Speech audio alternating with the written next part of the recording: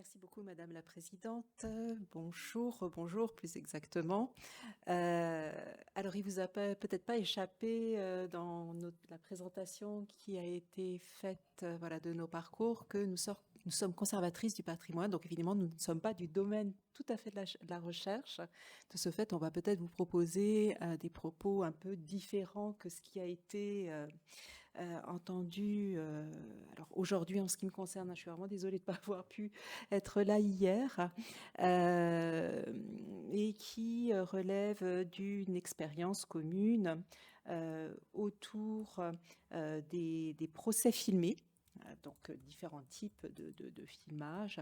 Voilà, donc on va essayer voilà, de vous montrer ce que l'on peut en dire. Donc en fait, parce que ce qu'on remarque finalement, c'est que les procès, euh, sans les avoir vécus de l'intérieur, comme voilà par exemple l'expérience dont Sandrine Lefranc vient de nous parler, habite quand même notre imaginaire collectif, puisque en ce moment, par exemple, au cinéma, on peut voir un certain nombre de films qui ont les procès soit comme sujet connexe, comme par exemple Anatomie d'une chute, ou comme sujet principal, le procès Goldman.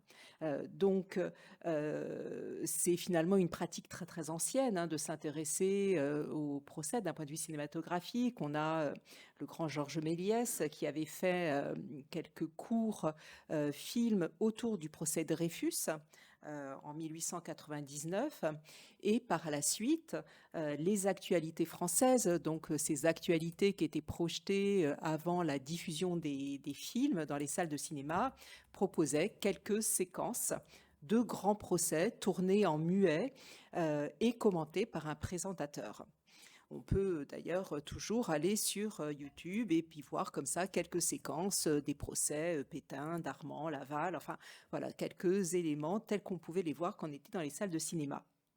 Donc la caméra finalement semble, on pourrait dire qu'elle semble naturellement trouver place dans un prétoire, mais il s'agit ici d'extraits ou séquences qui n'offrent que quelques bribes, donnant à cette mémoire plus l'apparence de souvenirs parcellaires.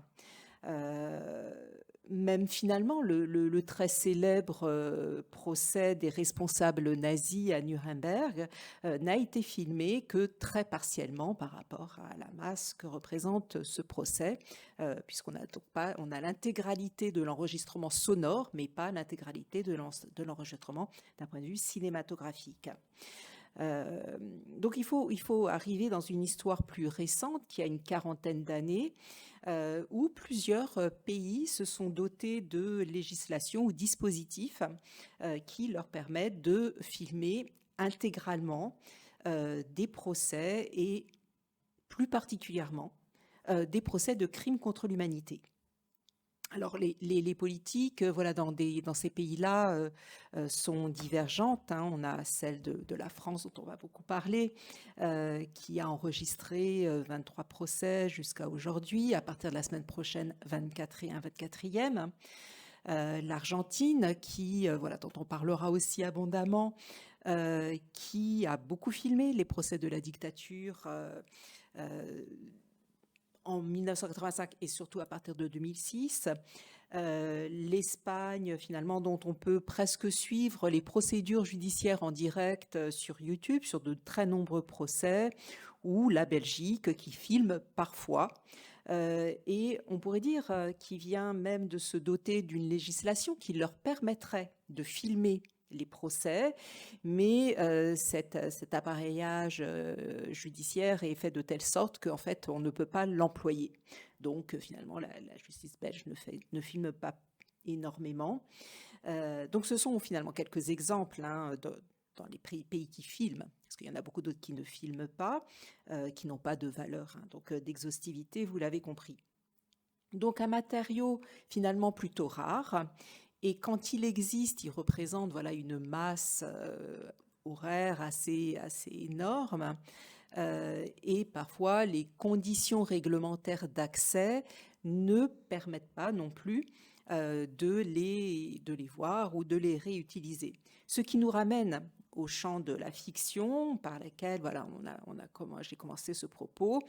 Donc une rareté des archives qui ouvre finalement le champ au domaine fictionnel. Donc le cinéma, alors on va moins finalement étudier ici ce que le cinéma emprunterait aux archives, hein, bien que finalement cette introduction aurait pu vous le laisser espérer ou redouter, je ne sais pas, mais on va plutôt s'intéresser aux enregistrements intégraux de procès et voir comment ils incorporent ou pas des codes culturels cinématographiques à l'origine d'une mémoire fantasmée des procès. Alors, peut-être en préalable, puisqu'on va beaucoup parler du domaine français, puis et du domaine argentin, moi j'introduirais donc le contexte des enregistrements de procès en France, qui n'est pas forcément connu. Donc en France, l'enregistrement des procès s'appelle des archives audiovisuelles de la justice et il s'agit, dans le cadre du Code du patrimoine qui encadre voilà, le domaine des archives, entre autres, de filmer l'intégralité de procès sans coupure, sans ajout d'images extérieures après que le procès soit terminé et surtout sans montage. Ces archives sont tout de suite qualifiées d'archives historiques, ce qui est quand même assez particulier puisque c'est la loi qui les qualifie d'historiques, hein, c'est pas du tout les historiens. Donc ce sont des documents auxquels on attribue cette visée et d'ailleurs il y a un encadrement particulier d'accès qui favorise les gens qui ont des finalités voilà, de recherche dites historiques à y avoir un accès libre et immédiat dès que l'instance a été finie par une décision devenue définitive. Pour les autres utilisateurs, on va dire, ou intéressés ou curieux, ou pour d'autres réutilisations, voilà, il faut passer par une demande sur requête donc qui est déposée au tribunal judiciaire de Paris pour y avoir accès. Sinon, il faut attendre 50 ans. Donc, ce sont des archives historiques qui ont pour visée donc, d'être des documents d'histoire afin de faire mémoire de la justice. C'est vraiment ce qui est la volonté première quand Robert Badinter, le 11 juillet 1985, fait adopter la loi relative à la création des archives audiovisuelles de la justice. Donc on voit déjà que la création de cette loi est une loi qui est complètement indépendante d'une loi qui a été adoptée très peu de temps avant, le 13 janvier 1979, qui porte sur la réglementation des archives. Donc ce sont des archives, mais pas tout à fait des archives comme les autres. Donc ce sont vraiment des archives qui ont un droit exorbitant des archives par ailleurs produites par les administrations ou par les tribunaux dans le cadre de leurs activités. Autre point qui est important de souligner ici, parce que voilà, Sandrine l'a mentionné tout à l'heure, et c'est vrai que c'est quelque chose qui revient systématiquement, archives historiques sur des procès historiques. Pas forcément. C'est-à-dire que cette notion de procès historique, dont on a toujours beaucoup parlé voilà, ces dernières années, n'existe pas déjà en droit, il faut quand même le rappeler, et en fait est une création sémantique, c'est-à-dire que dès que la loi est en discussion à l'Assemblée nationale, les journaux, donc en l'occurrence c'est d'abord une dépêche AFP, puis relayée par d'autres organes de presse, relatent qu'il y a une loi en discussion pour filmer des procès historiques. Donc en fait, c'est par la presse qu'on crée voilà, cette appellation de procès historique.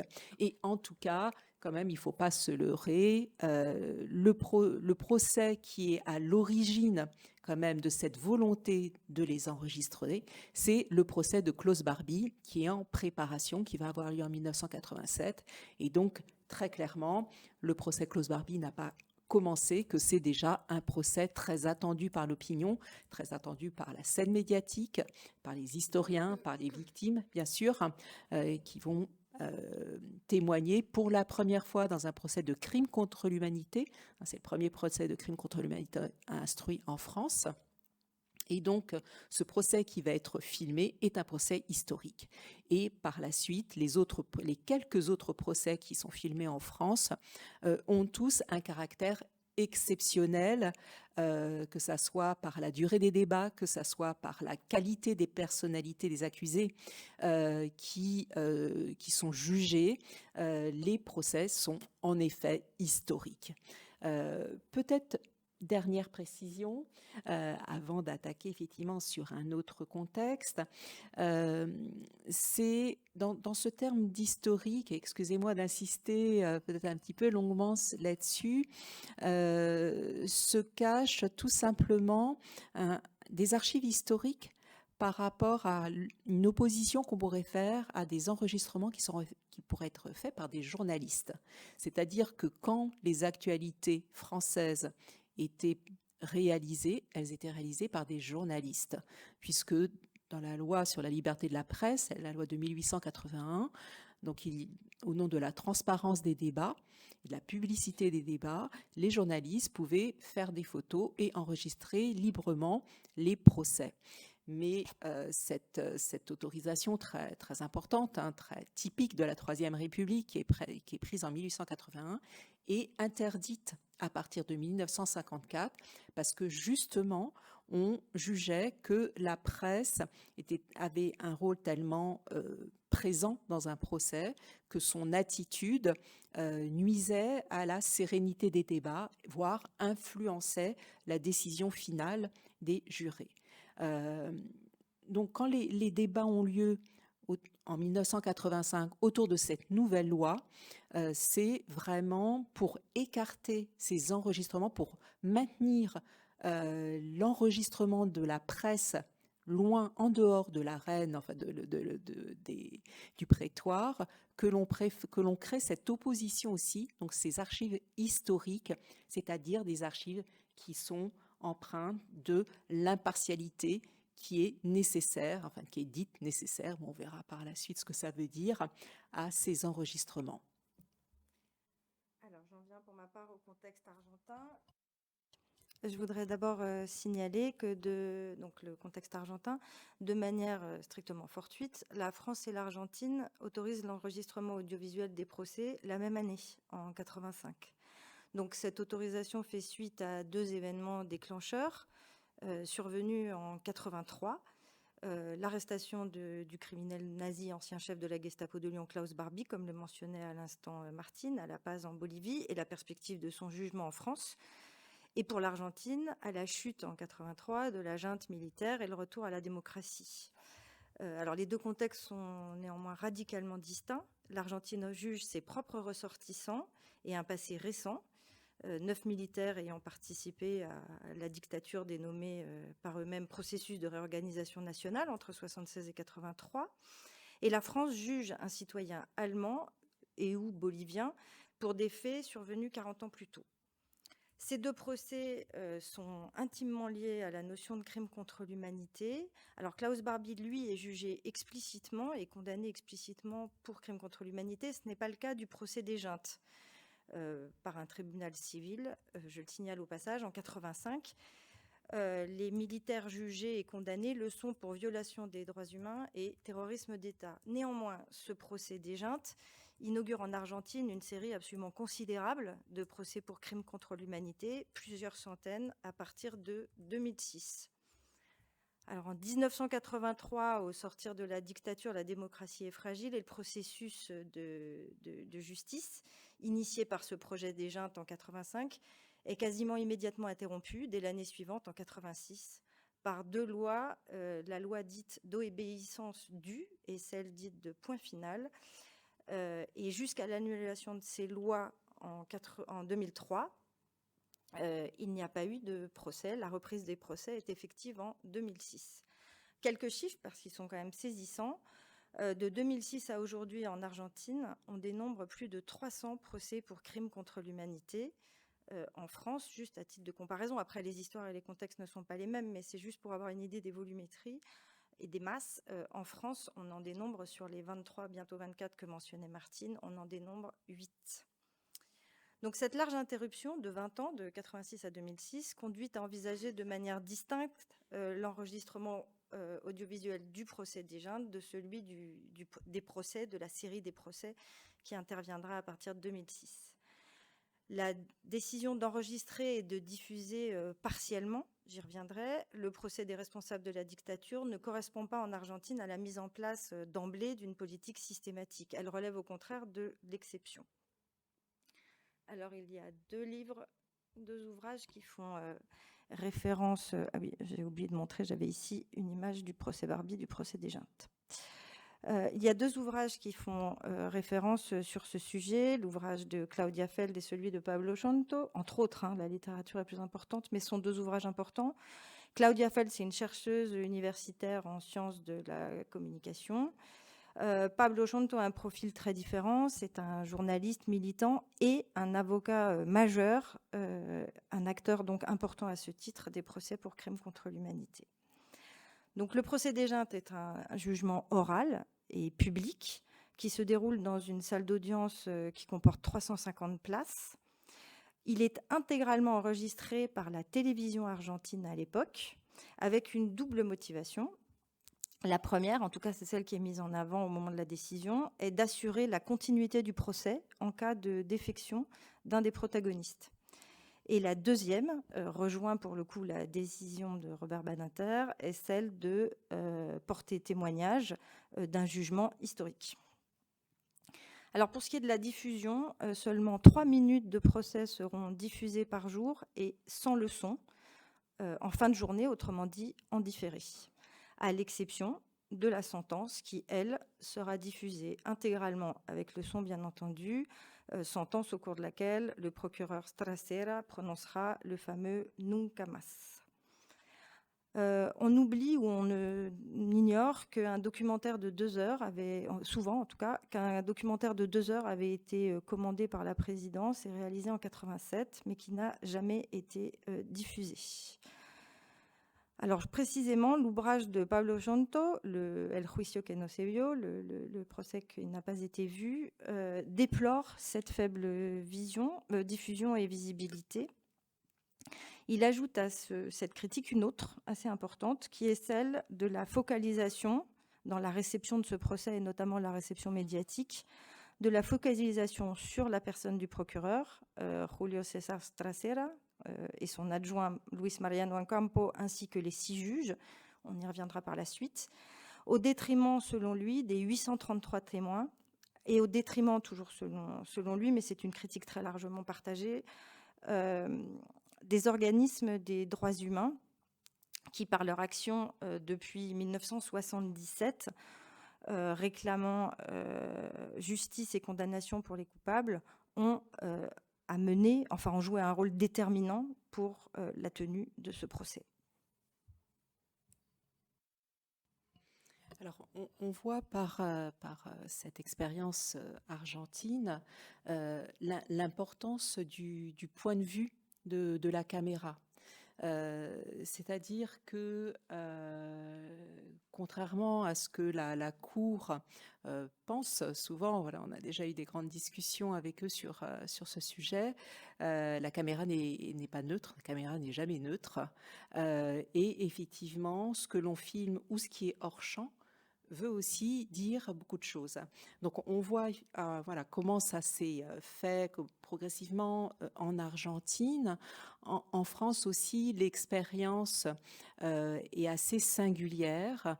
Peut-être qu'il faut préciser d'abord que, en effet, pour Badinter, la caméra devait être sans point de vue.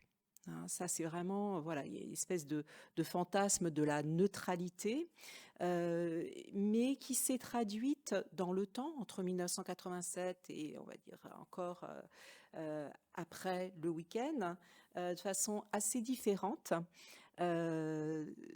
Tout d'abord, ce qu'il faut savoir, c'est bien sûr les personnes qui filment sont des personnes qui sont des professionnels, mais pour autant, ils filment sans que leurs droits d'auteur soient reconnus.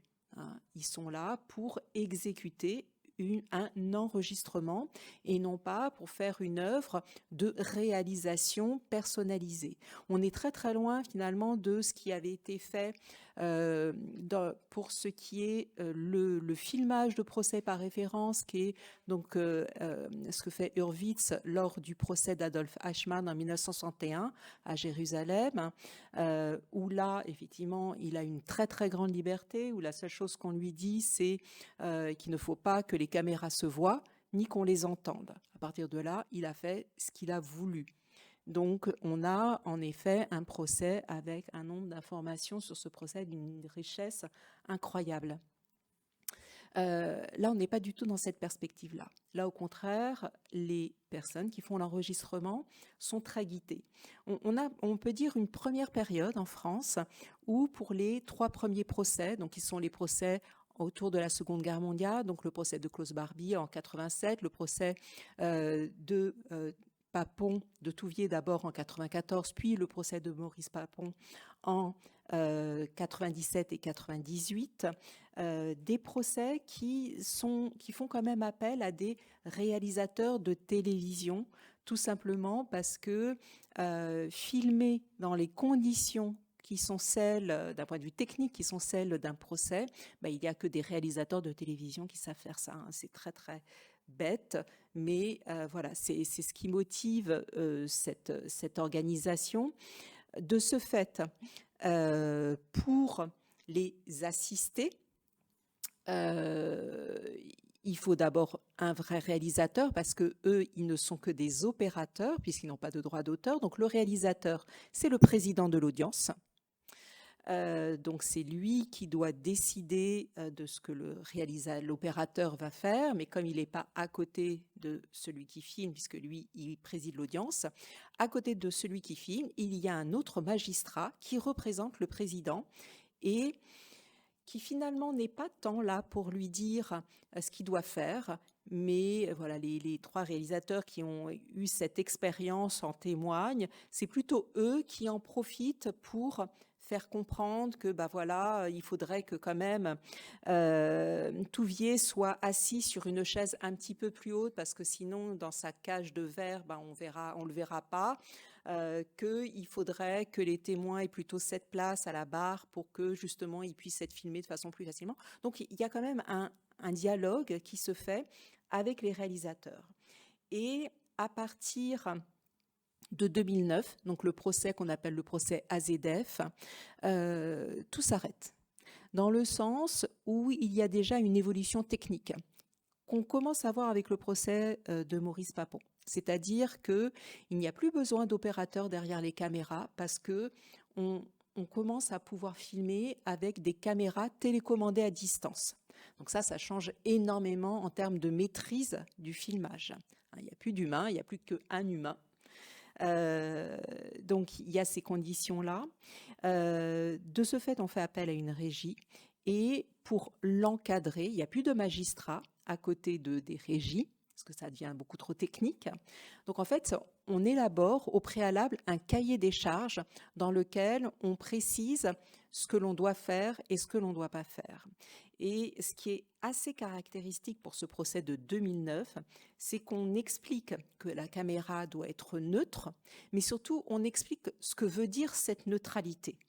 Et je voudrais vous lire ce passage parce que je le trouve quand même assez parlant. Si je le retrouve, voilà, donc je le retrouve pas. Si. Voilà, le respect de l'obligation de neutralité interdit toute prise de vue effectuée de telle sorte qu'elle confère à l'un des orateurs un caractère ne correspondant pas à l'exacte réalité. La prise de vue devra être aussi neutre que possible, ce qui veut dire les plans sont fixes, les gros plans sont à proscrire, seules les personnes en train de parler sont filmées et jamais les réactions. Donc là, voilà, en termes de processus cinématographique, on est non seulement dans un appauvrissement, mais surtout, et ce qui est vraiment beaucoup plus grave, puisque je vous rappelle que la perspective, c'est quand même de créer des archives, c'est qu'on est dans une perte d'information excessive. Parce que finalement, comment rendre... voilà, Cécile a souligné le fait que l'enregistrement est possible en Argentine comme il est possible en France, parce qu'on est sur des principes d'oralité du débat. Et ça, c'est un principe fondamental en droit français, l'oralité. Donc, comment rendre compte de cette oralité du débat judiciaire, quand finalement, on ne peut filmer que la personne qui parle. Ça ne crée pas un débat, ça crée une mosaïque de personnes qui parlent. En 2006, les procès pour crimes contre l'humanité reprennent en Argentine, avec là la mise en place progressive d'une politique systématique de filmage, politique systématique qui n'est pas pour autant unifiée, et ce à tous les niveaux, au niveau que ce soit de la fabrication de l'archive, son stockage, la diffusion. Il y a une importante hétérogénéité, voire instabilité. Un fait notable, le procès des Juntes avait été filmé avec 2 caméras placées face à la cour et les accusés ont toujours été filmés de dos. C'est quelque chose qui, en revanche, ne se retrouve plus à partir des procès de 2006. Alors, il y a un programme national qui a été mis en place, qui s'appelle le MESIS, et qui est un programme qui a été mis en place par l'Institut national de cinéma et d'audiovisuel, qui fait appel à des professionnels du cinéma pour filmer ces procès. Alors c'est un programme qui est notamment très largement utilisé à Buenos Aires et à La Plata, qui est théoriquement disponible pour tout le pays, mais largement moins utilisé ailleurs. Dans un État donc fédéral, il y a une grande variété et variabilité selon les provinces et les tribunaux, où les archives peuvent être filmées par la justice, des professionnels des médias et plus rarement par la police. Ce qui domine, c'est néanmoins un accès difficile, avec des difficultés de localisation et puis donc, comme en France, un temps de latence pour les consulter et des procédures pour les consulter.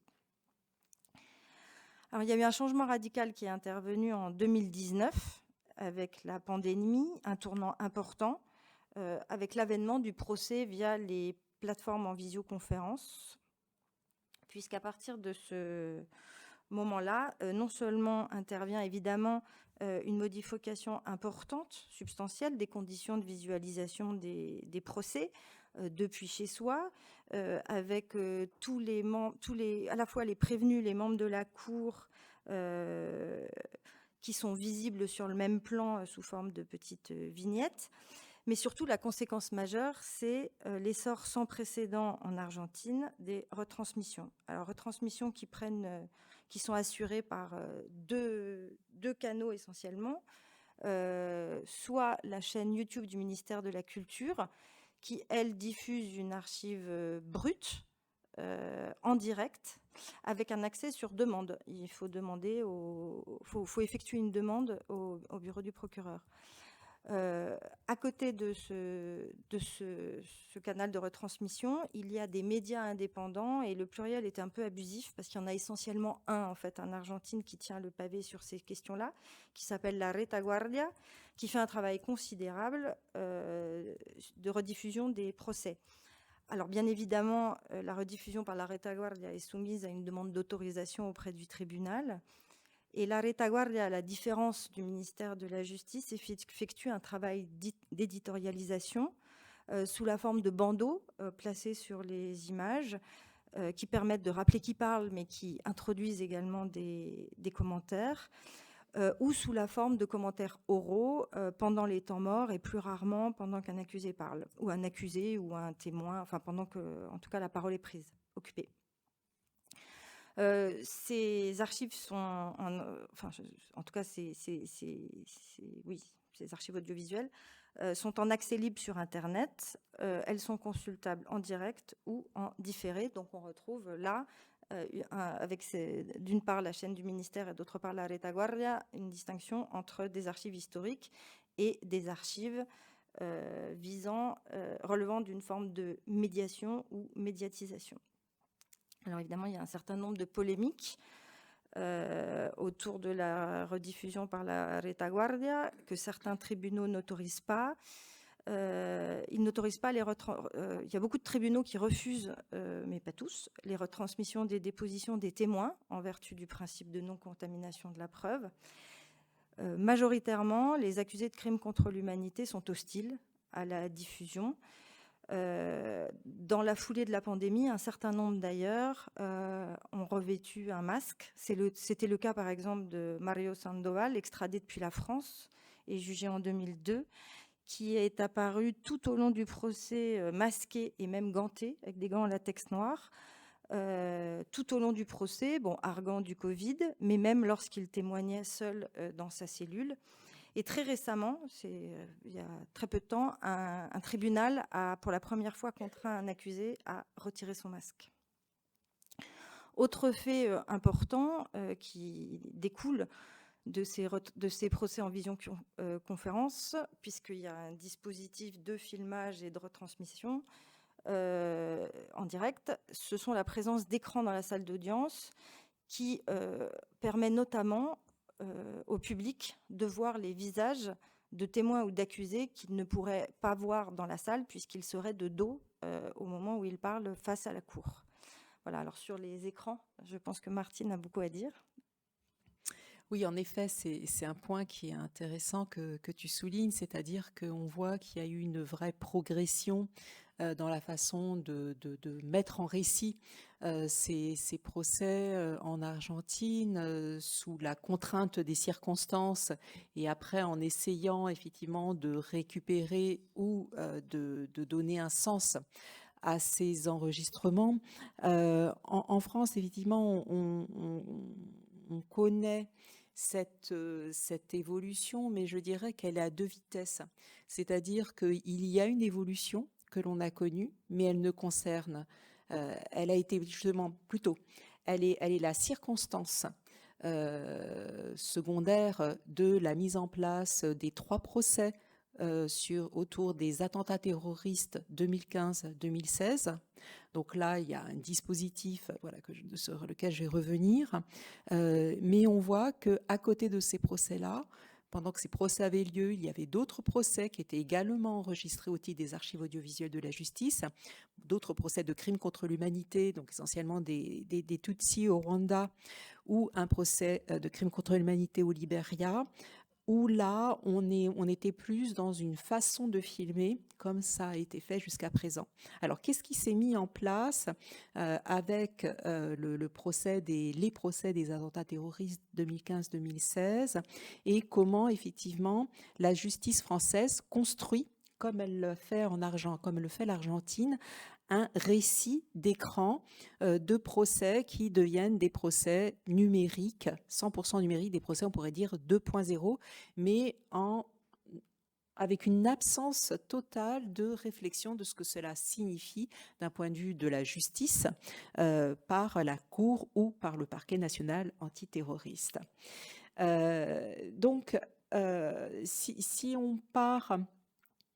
Alors, peut-être pour pas prendre trop de temps, allons directement sur le deuxième grand événement dans ces procès-là, en laissant de côté donc le procès de janvier 2015, même s'il est très intéressant aussi d'un point de vue de la représentation de la justice en train de se faire. Prenons peut-être le procès du 13 novembre 2015 ou le procès de Nice du 16 juillet 2016, puisque de toute façon, le dispositif est remis en place. Donc, qu'est-ce qu'on voit ?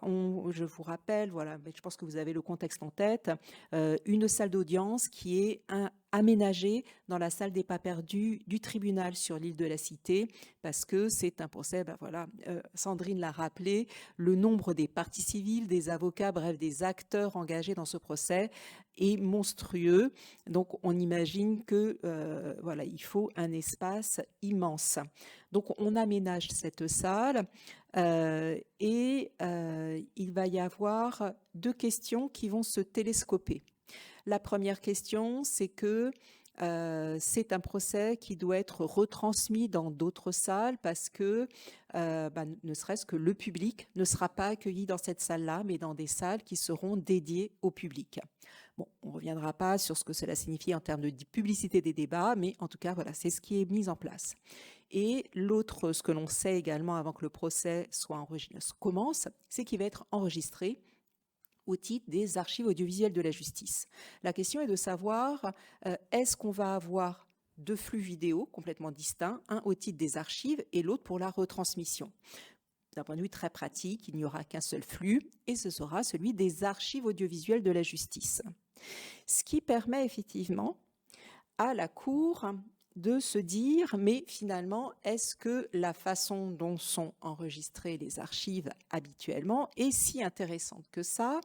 Et comment rendre compte d'un débat, puisque dans les salles de retransmission, il y a aussi des parties civiles, il y a aussi des avocats, et il y a aussi des journalistes. Donc il faut que le droit des parties civiles, il faut que la capacité des avocats à défendre les dossiers des parties civiles et également des journalistes à faire leur travail soient respectés. Donc il faut qu'il y ait suffisamment d'informations.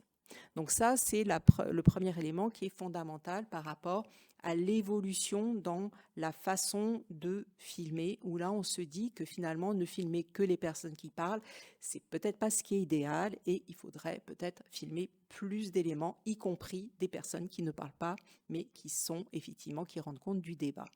L'autre point absolument capital dans ce récit des écrans qui est en train de se faire, c'est que la salle elle-même est beaucoup trop grande, ce qui fait que quand on dépasse les premiers bancs du public, c'est-à-dire ceux qui sont occupés par les avocats, parce que voilà, Sandrine vous a dit 400 avocats, ça prend quand même beaucoup de place, même s'ils n'étaient jamais 400, mais enfin même 200, ça prend déjà beaucoup de place. Donc quand on dépasse les avocats, déjà on ne voit plus ce qui se passe au niveau de la scène judiciaire, donc au niveau de la barre où se tiennent les témoins et où il y a les box, et où il y a la cour, où il y a les parquetiers, etc. Donc en fait, on imagine qu'on va mettre dans la salle, à distance régulière, des écrans. Donc exactement ce qui a été fait en Argentine. Et ça change beaucoup de choses. D'abord, en effet, on voit les témoins de face, de partout. Donc ça, ça change énormément de choses. Dans les archives, bien sûr, on voit les témoins de face, mais on voit les témoins de face dans 50 ans. Donc, c'est pas tout de suite. Surtout, ce sont des archives, je vous ai dit, qui ont un régime d'accès particulier pour des gens qui font des recherches historiques, mais pour le grand public, elles ne sont pas visibles. Et là, on donne la possibilité au public de voir en direct les archives en train d'être constituées. Alors bien sûr, à la seconde où ça vient d'être filmé, tout de suite, il faut attendre 50 ans. Mais malgré tout, on les voit en direct. Finalement, on est dans quelque chose de pas si éloigné de ce qui se fait dans la justice internationale, où la justice est systématiquement enregistrée, visible en direct ou pratiquement avec juste une petite latence. Là, il n'y a même pas de latence, c'est en direct.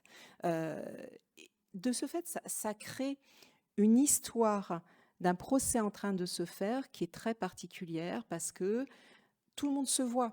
C'est-à-dire que les écrans sont disposés de telle sorte que même les avocats, qui eux sont très bien placés quand même pour voir ce qui se passe sous leur nez, ne regardent pas ce qui se passe devant à la barre, mais regardent sur les écrans. Donc, on a comme ça des jeux assez particuliers à regarder, c'est-à-dire qu'on voit le témoin en train de parler de face, et on voit les avocats, par exemple, en arrière-plan, non pas en train de regarder le témoin, mais le nez en l'air, voilà, en train de regarder on ne sait pas quoi, enfin si, bien sûr, l'écran qui est en face, parce que nous, on le sait, on était dans la salle, mais voilà, il faudra que les personnes qui regarderont ces enregistrements le savent, sinon on se demande ce qu'ils font. Il faut aller plus vite. Oui, parce que l'heure dans laquelle devait commencer après la pause, la nouvelle table ronde. Je crois qu'on arrive vers la fin de notre propos.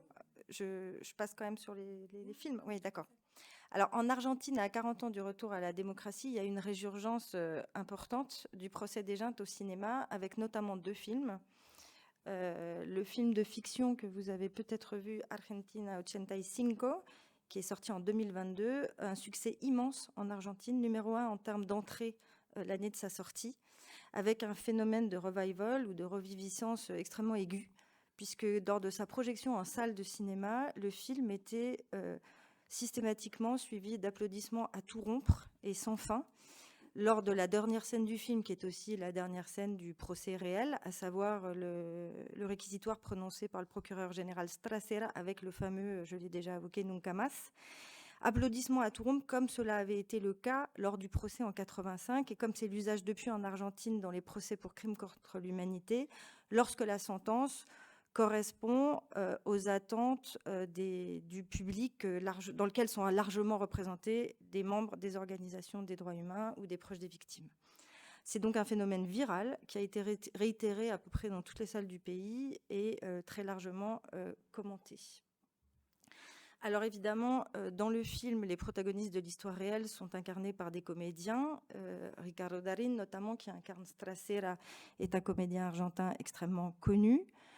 Le film démarre assez rapidement, comme cela avait été le cas au procès, par le témoignage qui avait énormément marqué les esprits en 85 d'Adriana Calvo, avec le récit de son accouchement alors qu'elle était menottée, les yeux bandés, à même le sol et dans une Ford Falcon.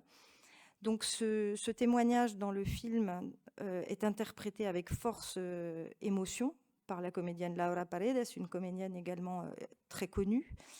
On note que dans le film, elle est filmée de face, alors que dans l'archive du procès des Juntes, dont vous avez là une image, Adriana Calvo est filmée et donc visible de dos. Le film comporte un seul fragment d'archive, extrêmement bref, un extrait lapidaire du témoignage d'Alejandra Naftal, qui était jusqu'à une période très récente la directrice du musée de sites et de mémoire de la ESMA. Jusqu'à présent, on est un certain nombre à ne pas comprendre pourquoi ce témoignage-là. En tout cas, c'est très singulier. Dans un film qui est entièrement un film de reconstitution, on a un témoignage. Par ailleurs, le film évoque très largement les alentours du procès, donc que ne font pas des archives de procès, à savoir l'instruction menée par Stracera, le procureur et son équipe, le climat de terreur politique de l'époque, avec les attentats et les tentatives de déstabilisation menées par des proches des militaires. Le film fait également la part belle à des aspects rigoureusement anecdotiques, l'évocation de l'entourage familial ou de la vie privée de Stracera, qui occupe une grande place et tire le film d'histoire vers la comédie de mœurs. Des critiques et des polémiques ont évidemment accueilli le film, parallèlement à son succès massif. Et les critiques ce qui est étonnant, c'est que ces critiques qui ont été faites au film sont à peu près sensiblement les mêmes que Pablo Fronto faisait déjà à la réception du procès, à savoir la focalisation sur la personne du procureur et sur les juges, au détriment des témoins et de la société civile. Parallèlement à ce film de fiction, un film documentaire, El Juicio, de Ulises de la Orden, un film d'une durée de 3 heures, l'autre dure 2h20, réalisé exclusivement à partir des archives du procès qui sont organisées en 18 chapitres. On y retrouve le témoignage d'Adriana Calvo, ainsi que d'autres, mais je prends cet exemple, qui est bien entendu bouleversant pour ce qu'elle raconte, mais nettement moins mélodramatique dans son interprétation que dans le film. Ça, c'est intéressant à noter, et voir les deux en parallèle est vraiment intéressant. Alors, l'intervention du réalisateur, Ulises de la Orden, se limite au montage. Il n'y a aucune voix off, aucun matériel autre, juste par moment des étiquettes qui mentionnent qui parle lors de la première apparition des personnages. Je signale au passage que le film... Alors, Argentina 85 a été sélectionné pour représenter l'Argentine aux Oscars 2023. Bon, il ne l'a pas remporté, enfin dans la catégorie film étranger. À son tour, El Juicio est sélectionné aux Oscars du documentaire qui se tiendront lieu prochainement. Et dans ce cadre, Ulises de la Orden sera à Paris les 27 et 28 novembre pour présenter son film. Je n'ai pas encore le lieu et l'heure, mais si ça vous intéresse, je peux le transmettre. Je vais le savoir puisque je suis censée participer à l'une des séances et présenter le film avec lui. La durée de l'archive intégrale du procès, pour conclure, pour qu'on se fasse une idée par rapport aux 12h20 du film de Santiago Mitre et aux 3 heures de celui de Ulises de la Orden, la durée de l'archive intégrale du procès des Juntes, c'est 530 heures. Donc, Pour conclure aussi avec le domaine français, donc il y a eu des documentaires réalisés à partir de ces archives, comme en Argentine, mais par contre, il n'y a pas eu de film de fiction encore, ou pas, enfin je ne sais pas s'il y en aura un jour, voilà, sur les procès qui ont été enregistrés. Alors, c'était pas exactement dans cet objectif-là, mais c'est vrai que quand aux Archives nationales, on a voulu faire une exposition pour montrer ce qu'étaient ces archives audiovisuelles de la justice, c'était également pour retrouver d'autres moyens de réflexion, de remise finalement à disposition de la société de ces archives qui leur échappent, qu'on a réfléchi, voilà, alors dans un premier temps avec Christian Delage pour le domaine français, pour la réalisation de cette exposition, puis avec Cécile pour l'Argentine. Alors ça se fera peut-être, pour l'instant on ne le sait pas, mais bon voilà, en tout cas ça s'est déjà fait pour le Chili dont on n'a pas parlé, mais dont on aurait pu dire aussi beaucoup de choses, où l'exposition a lieu en ce moment. Donc je ne développerai pas plus parce que l'après-midi a déjà commencé.